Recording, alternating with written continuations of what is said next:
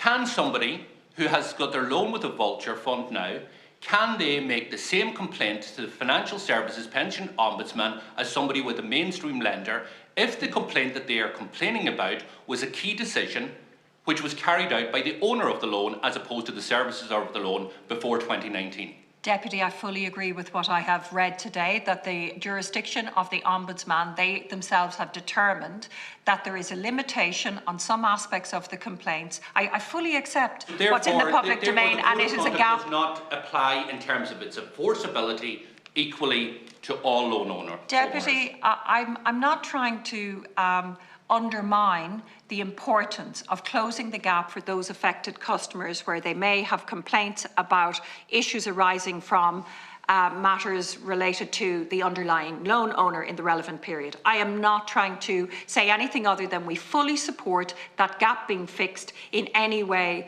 that is possible, so that people are fully and effectively protected in terms of their remedies to complain to the Financial Services Ombudsman. And I would be, I hope, at idem with you and others on that, to seek that policy.